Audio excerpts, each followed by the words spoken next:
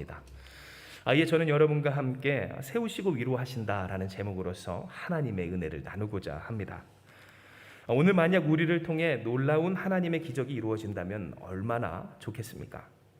죽은 자가 일어나고 또 병자가 고쳐지고 죽은 것과 다름없었던 사람이 다시 살게 되고 또한 그 가정이 회복하는 역사, 이 세상의 유혹에 매이고 또한 죽을 세상에 썩을 것들에 매여서 정신을 차리지 못했던 사람들이 우리와 함께 신앙생활을 하고 또 우리가 전한 그리스도 예수의 복음으로 말미암아 진짜 삶의 광명을 찾게 되는 역사를 우리가 보게 된다면, 그래서 마치 이 한마음교회가 아시는 분은 아시겠지만 진토에서부터 다시 일어선과 같은 오늘처럼, 그래서 장차 하나님의 교회로, 주의 몸된 교회로 온전히 서는 그 역사의 당사자가 되는 오늘 그와 같은 일들이 우리 가운데 이루어지게 된다면 얼마나 좋을까. 그 속에서 우리가 하나님의 영광을 보고 주께 쓰임받고 주께서 제자들을 사용하신과 같이 성도들을 사용한 것이 우리를 사용하여 주신다면 이보다도 더 큰 영광이 없으리라. 오늘 우리에게 있어서 하나님의 놀라운 기적, 오늘 그것은 이와 같은 가치로서 우리를 기쁘게 할 것이라는 겁니다. 그런 일을 하나님은 온 유대와 갈릴리아와 사마리아에 이르러 이루시고 그것을 오늘 우리에게 보게 하여 주십니다. 이는 사도행전 9장 31절 우리가 읽은 이 본문에 기록되길, 그리하여 온 유대와 갈릴리와 사마리아 교회가 평안하여 든든히 서가고 주를 경외함과 성령의 위로로 진행하여 수가 더 많아지리라 하였고요. 여러분, 이 시대의 배경은 어떠합니까? 온 유대, 그래요, 오늘 하나님 앞에서 엎드릴 만한 사람들이라 하였던 오늘 시대적 배경이었지만 사마리아 그렇지 않았습니다. 갈릴리도 마찬가지였습니다.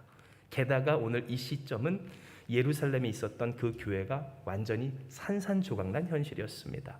모든 것이 무너진, 이제 다 끝났다라고 하는 시점에서 하나님은 이 제자들, 성도들을 통하여서 교회를 세우시길, 끝났다 부서졌다고 하는 그 교회를 통해 도리어 복음이 전파되게 하셔서 예루살렘뿐만 아니라 온 유대가, 갈릴리가, 사마리아에 이르기까지 하나님의 역사가 편만한, 그래서 어디서나 하나님 나라가 이루어지는 역사를 이루어 주신 겁니다. 이 얼마나 꿈과 같은 이야기인지요. 이는 우리의 소원 또한 이 땅의 교회가 평안하여 든든히 서가는 것이고, 여러분, 우리 한 사람을 통하여서 주님의 몸된 교회가 내 인생에 세워지고 우리의 가정에 세워지고 나의 삶의 터전에 세워지고 나의 직장과 사업에 세워지는 것이기 때문입니다.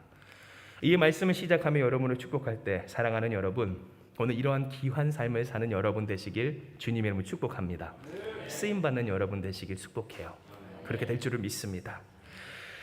그러나 한편으론 인간 안에 뿌리 깊은 불신과 고집이 있습니다. 어떤 사람들에게 있어서는 이런 귀한 삶을 귀한 삶으로 여길 만하게 생각하지 않는다라는 것인데요. 예전에 한마음교회에서 제가 이제 양육하며 또 오랫동안 정말 공들였던 청년 한 명이 눈물을 머금고 떠나면서 저한테 했던 말이 있습니다. 그때는 전도사였던 저에게, 전도사님, 저는 쓰임받는 삶도 싫고요, 귀한 삶도 모르겠어요. 전도사님이 귀한 삶 살라고, 예수님과 동행하는 삶 살라고 하는데 전혀 귀해 보이지 않고 좋아 보이지 않아요. 이제 솔직하게 저한테 얘기하는 거예요. 저는 세상에서 친구들 만나는 게 좋고요, 밤마다 나가서 그렇게 연락을 즐기며 한 잔씩 하는 게 너무 즐겁고 그게 너무 맛있다는 거예요. 어떻게 하면 좋겠냐고, 도저히 못하겠다고. 한편으로는 오늘 이 모습이 예수께서 누가복음에서 말씀하신 술 취함과 방탕함 그리고 생활의 염려로 마음이 둔하여진 전형적인 케이스라 할 수 있겠지만, 그러나 그 이야기는 지금까지도 저에게 예수님을 믿는다고 하여도 얼마든지 그리고 누구든지 하나님의 부르심에까지는 나오지 않는 어떤 성도들의 혹은 사람들의, 신앙인의 이 모습을 보여주는 좋은 표본으로서 남아 있습니다. 신앙생활은 오래 했어요. 내가 예수님을 믿은 지 오래됐습니다. 내가 주님께 부르심을 받았다라고 하는 그런 부르심의 감각도 있고, 그리고 그와 같은 믿음과 헌신에 의한 또한 역사도 있어요.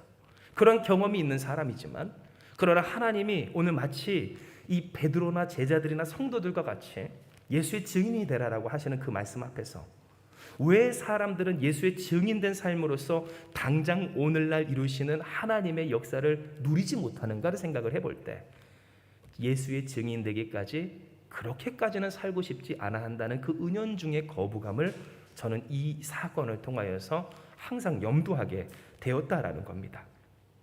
이게 여러분 한번 여쭙고 싶습니다. 여러분은 어떠신지요? 물론 여기까지 오신 또한 이 한마음교회 여러분 성도들은 이러한 귀한 삶에 대한 소망과 간구가 있을 줄 분명 믿습니다.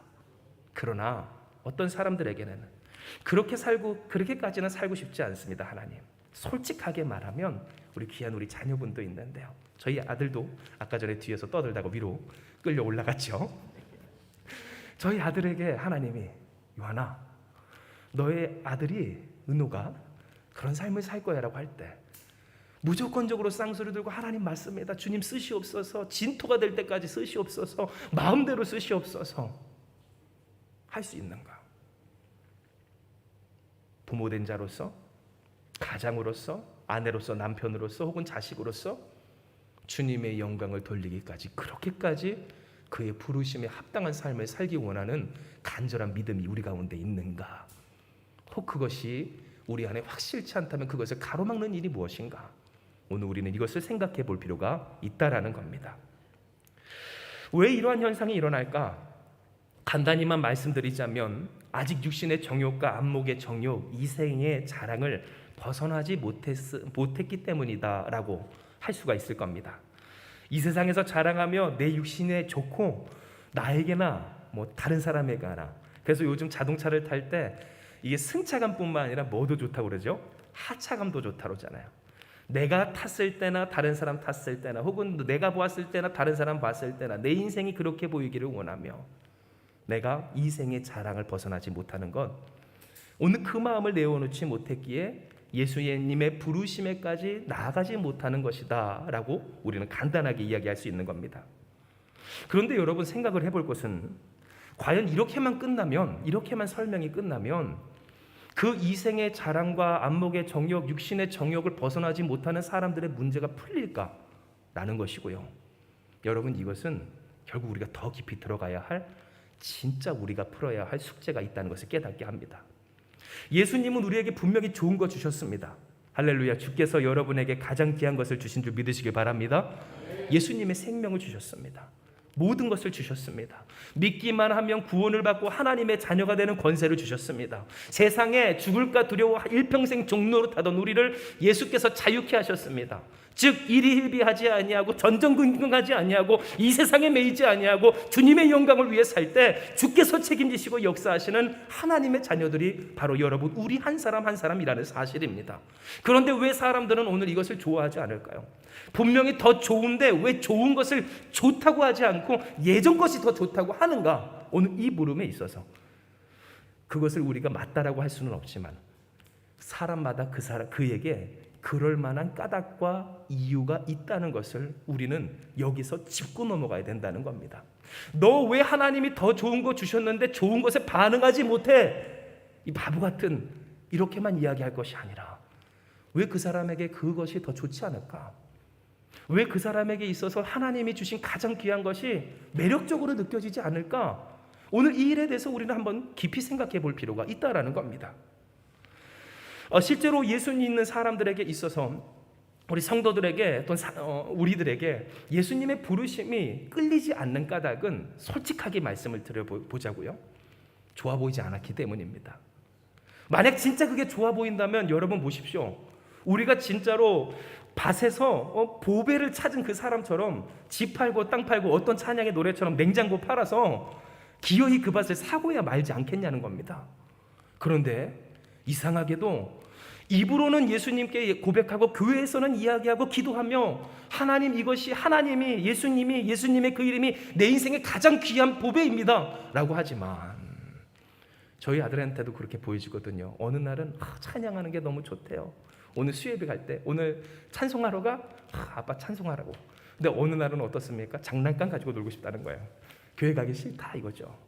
그런데 그러한 모습이 대상만 달라지고 나이만 달라지고 또 그것을 그럴듯하게 얘기하는 어떠한 그런 노하우만 달라졌을 뿐이지 얼마든지 우리 안에서도 은연중에 그런 것들이 나타나게 된다는 겁니다. 그렇다면 하나님이 주신 예수님을 항상 경험하는 가장 영광스러운 삶, 내가 예수님의 증인된다는 것은 결국 예수님을 체험한다는 거고, 내가 예수님을 체험한다는 것은, 그래서 어느 때나 예수님의 증인될 수 있다는 것은 역사하시는 주님을 경험한다는 건데, 그 역사하시는 주님을 경험하는 것보다도 이 세상에 그렇게까지 살지 않기를 원하는 내 삶을 고수하는 것이 더 좋아 보이는 까닭이 무엇일까? 오늘 우리가 이것을 생각해 볼 때 여러분, 그 까닭이 무엇일까요? 세우시고 위로하시는 주님에 대한 진리를 확실히 붙잡지 못했기 때문인 줄 기억하시길 바랍니다. 즉 여러분, 무슨 말이에요? 못 믿어온 거예요. 예수님만 믿고 사는 것, 내가 세상 것을 버리고 예수님만 의지하고 사는 것, 내가 그래서 세상의 방식과 또한 그런 살던 방법들을 고수하지 않고 주님의 삶의 방식으로 문제 앞에 대처하는 것. 그래서 여러분 보십시오. 예수 믿는 사람들이 일평생 예수 믿었는데 동일한 문제에 넘어지는 까닭이 뭔가? 진짜 예수님의 방식으로 대처할 문제 앞에서만큼은 항상 뭐가 튀어나와요?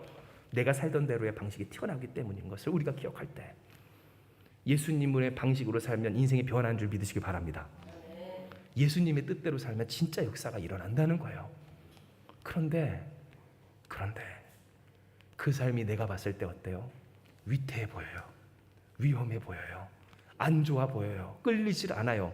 더 정확히 얘기할까요? 믿음이 없다는 거예요. 믿질 못해요. 믿을 수가 없어요. 내가 이대로 이렇게 살다가 이대로 끝나는 것은 아닌가? 나를 책임지시는 그 예수님에 대한 믿음의 감각이 나의 현실 감각이 되지 못하는 문제를 우리는 실감하게 된다라는 겁니다. 그러니 여러분, 그런 사람들은 어떻게 돼요? 영원한 천국을 소망으로 바라보지 못해요. 그까짓 것 우리가 여기서 못 먹어도 돼, 못 입어도 돼, 못 살아도 돼. 제가 예전에 경험했던 그 해외의 경험에서 여러분께 말씀드렸던 때가 있었던 것처럼, 제가 참고로 예전에 파키스탄에서 2년 동안 태권도 감독을 했어요. 그런데 오늘 그 가운데서 만나게 되는 크리스찬들, 목숨을 겁니다.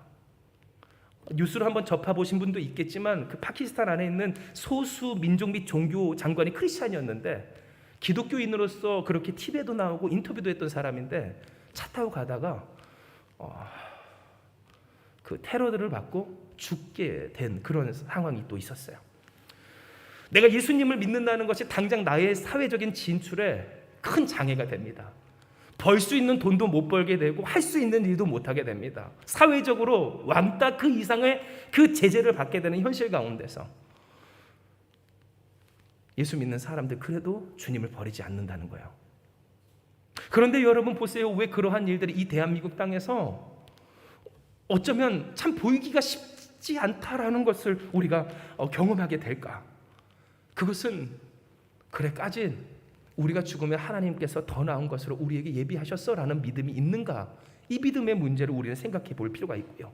더 나아가서 당장 이 땅 가운데서 내가 주님께 드릴 때, 내가 주님께 맡길 때, 그래요, 보잘것도 없어요. 마치 빌립이 그 에티오피아 내시 황관 앞에 나아갔을 때 느꼈을 어쩐 그 감정처럼 너무나도 초라하고 보잘것없는 오늘 그 내 모습 가운데서 하나님, 이것 가지고 무엇을 할 수 있겠습니까? 하는 그런 마음들을, 그러나 주님이면 이것을 역사하실 줄 믿습니다.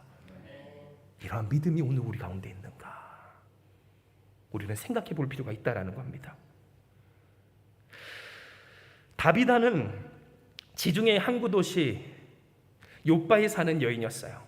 지중해가 있고 이스라엘이 있으면 그 밑쪽에 있는, 바로 근처에 있는 항구 도시가 욥바인데, 그 욥바에 살던 다비다라는 여인, 그 여인은 제자였고 성도였으며 선행과 구제하는 일이 정말 많은 대단한 믿음과 헌신의 소유자였습니다. 후에 보시면 아시겠지만 당시에 살기라고 전무했던 과부들을 위해 속옷과 겉옷을 지어주는 등, 그때 당시에는 옷값이 굉장했잖아요.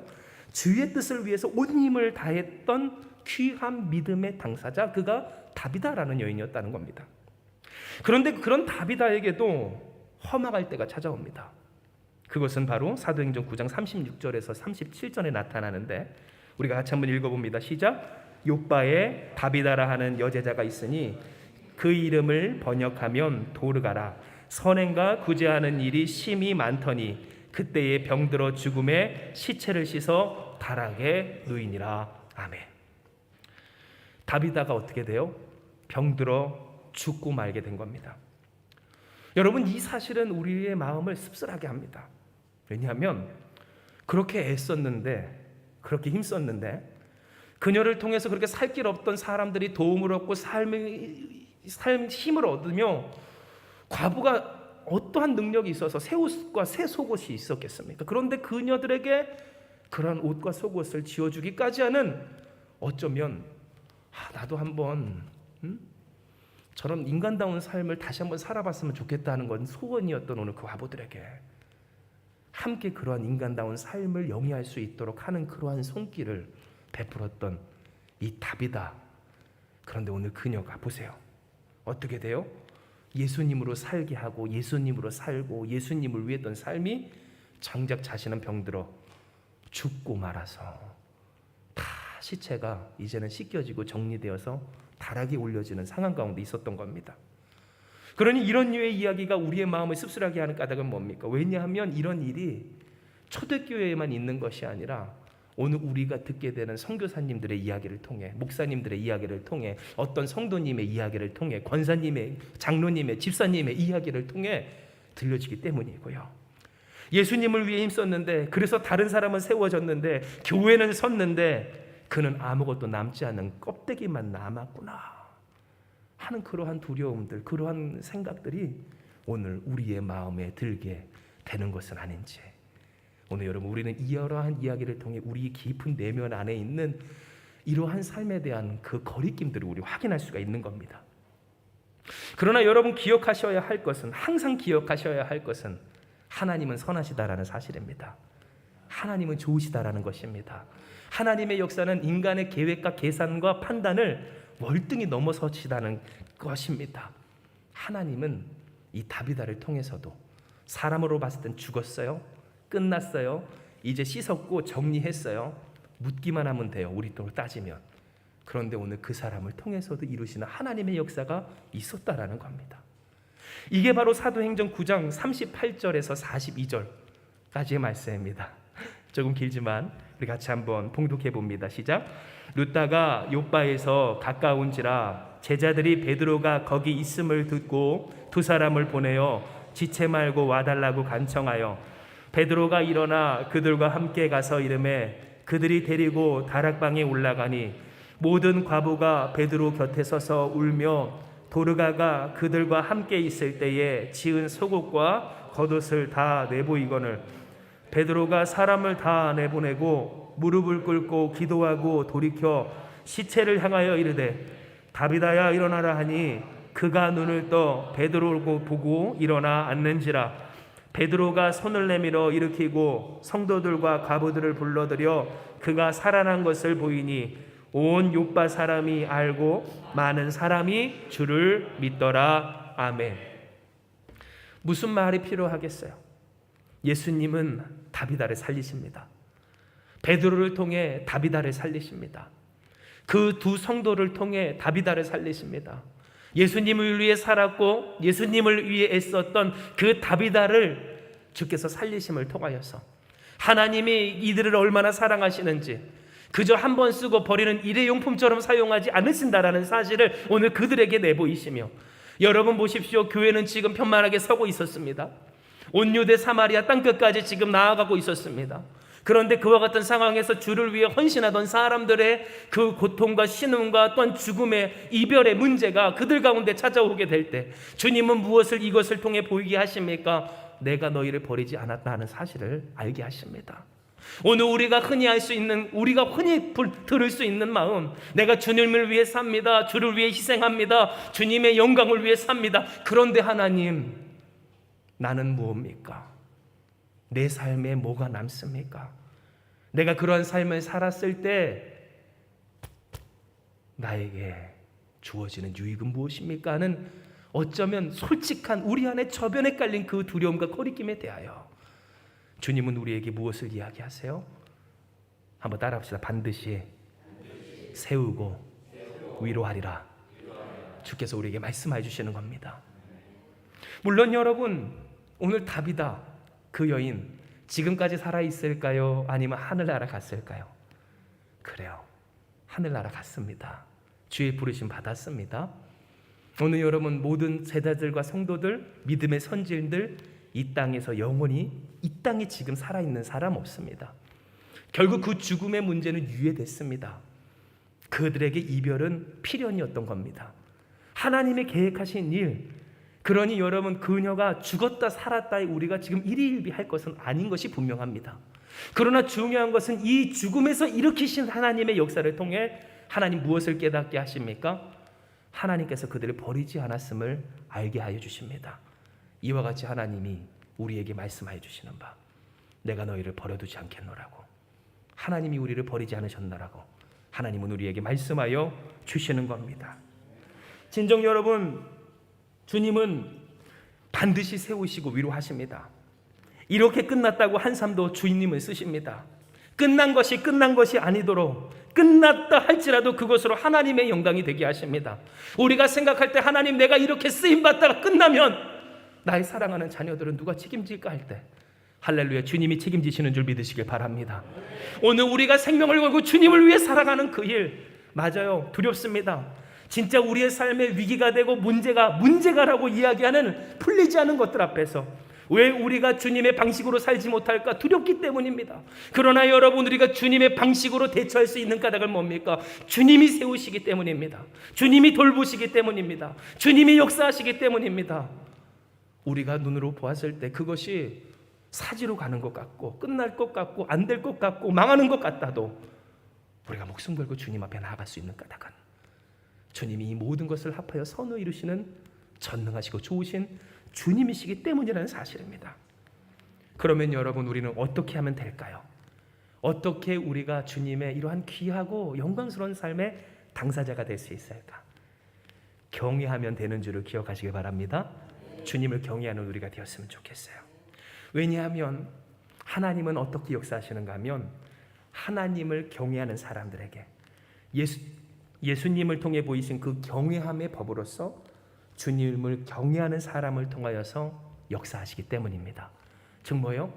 하나님 경외하는 사람에게 하나님 경외할 만한 일이 생기고 그 경외하는 일이 예수님이 하나님을 섬기며 경외하며 십자가에 달려 그 뜻대로 말씀대로 자신을 내어주신과 같이 하나님을 경외하는 방식으로서 주님을 그렇게 경외하는 사람들을 통해 이루시는 것이 하나님의 역사라는 사실입니다. 하나님이 만약 이 법칙 바깥에서 역사하여 주시고 그 뜻을 이루시길 원하셨다면 여러분, 한마음교회 필요 없습니다. 성도들 의미 없습니다. 하나님께서 우리를 부르시고 택하신 까닭이 어디 있겠습니까? 하나님이 이루시면 되는데 왜 굳이 우리여야 하느냐는 거예요. 그런데 여러분 보세요. 오늘 우리가 하나님의 그 놀라운 역사로 함입되고 들어갈 수 있는 비결이 무엇인가? 하나님을 경외하는 것임을 우리가 생각해 볼 때 다비다는 어떤 사람이었습니까? 주님을 경외하는 사람이었습니다. 정말로 쉽지 않은 선택과 헌신을 그 삶에서 평생을 다하여서 주님으로 말미암아 살았던 사람이 다비다였던 겁니다. 세상에서 정말로 우스운 사람들, 그리고 나에게 유익이 되지 않을, 뭐라도 갚아줄 수 없는 사람들이 이 과부들인 것을 우리가 기억할 때 여러분 보십시오. 마치 뚫어진 전대에 돈을 넣는 것처럼 여러분은 계속해서 하실 수 있습니까? 우리가 얘기할 때 사람은 변하지 않는다라고 얘기를 쉽게 하잖아요. 어떤 분이 저한테 진짜 묻더라고요. 학원 마음아시를 통해서 만나게 된 분이 저희 사모님이 선생님인데, 선생님 사람이 변해요? 교회 다니면 사람이 변해요? 근데 저희 사모님이 그렇게 얘기했어요. 변하던데요? 한마음교회는 변합니다. 그래요. 한마음교회는 진짜 변해요. 근데 사람이 변하기까지 사람은 두려워해요. 바뀌질 않는다는 거예요. 이제 세상에 이게 보편적인 어떤 법칙처럼 돼 있죠. 맞아요. 하나님이 아니고선 사람 바뀌지 않아요. 그런데 여러분 보세요. 그럼 바뀌지 않은 사람에 대하여서 내 힘과 애정과 사랑과 노력을 끊임없이 쏟아낼 수 있냐는 거예요. 다비다는 했어요. 인생이 지치고 눌리고 다 아질 기미가 없는 사람들, 제도적으로나 문화적으로나 혹은 법적으로도 그 사람들을 살릴 수 없는 오늘 그들에게 그녀는 했다는 거예요. 왜 했을까? 어떻게 했을까? 주님을 경외했기 때문에 가능했던 일인 줄 기억하시길 바랍니다. 뿐만입니까? 다비다가 여러분 죽음을 맞이하게 됐을 때 두 사람이 제자들이 있는 그곳으로 이렇게 달려와요. 그런데 여러분 보세요. 그녀들이 그 사람들이 왜 왔을까? 뭐라고 얘기합니까? 살려달라고 왔어요. 다비다가 죽었다고 왔어요. 여러분 보시면 그런 내용이에요. 오늘 다비다가 죽었을 때 38절, 루다에서 요바에게 가까운지라 제자들이 베드로가 거기 있음을 듣고 두 사람을 보내어 지체 말고 와달라고 간청하였을 때. 뭐가 그렇게 급했어요? 끝난 문제잖아요. 끝났어요. 차라리 뭐 오늘 내일 하고 간다 하는 그런 상황이면 빨리 오라고 하겠지만, 저도 목회의 어떤 연한에 비해서 장례를 많이 치렀는데요, 이미 다 끝난 상황에서는 이제는 그것들이 천천히 진행이 돼도 문제가 없다는 거예요. 그런데 여러분 보세요. 다비다가 죽음을 맞이하고 씻어댔을 때, 씻어서 정리된 그 상황에서 이젠 다 끝났죠? 그런데 거기서 뭐가 급하다고 제자들을 불렀을까? 제자들이 베드로를 불렀을까? 여러분, 여기서 우리는 무엇을 보게 됩니까? 부른 자들이나 달려온 자들의 주님을 경외하는 믿음을 본다는 거예요. 죽음을 이기신 예수. 내가 끝났다고 했어요. 세상은 끝났다고 했어요. 그리고 오늘 끝난 것이 맞아요. 나에게는 방법이 없어요. 살 길이 없어요. 되돌릴 수가 없어요. 희망이 없어요. 그런데 주님은 하신다는 거예요. 주님이라면 어떤 뜻이 있다는 거예요. 주님의 역사를 내가 간구한다는 거예요. 하나님, 나의 뜻이, 나의 계획이, 나의 생각이 여기서 끝이 났지만 주님이 놀라운 역사 이루실 줄 믿사오니 주님 역사해 주시옵소서. 우리가 기도하는 이유, 간구하는 이유, 부르짖는 이유, 주님의 말씀 앞에, 주님 앞에 엎드리는 까닭이 바로 여기 있다라는 거예요. 그리고 마지막으로 베드로 보세요.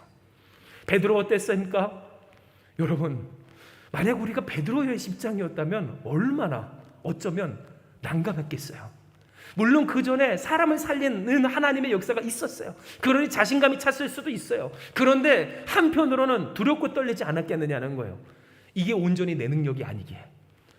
어제는 살렸는데 오늘은 살려낼 수 있을까? 아니, 진짜 하나님의 뜻은 어디 있을까? 이 사람이 살아나는 게 맞을까? 정말 살아나기는 할까? 하나님, 왜 나에게 이러한 그 막중하고 부담스러운 일들을 맡기셨는지. 오늘 하나님께서 여러분에게 기도하는데, 누구야? 하면서 내가 너로서 그를 살리기 원한다. 여러분, 음성 듣는다면 어떠시겠습니까? 그런데 베드로는 뭐해요? 기도합니다. 39절, 베드로가 일어나 그들과 함께 가서 이르매 그들을 데리고 다락방에 올라가니 모든 과부가 베드로 곁에 서서 울며 도르가가 그들과 함께 있을 때 지은 속옷과 겉옷을 다 내보이거늘.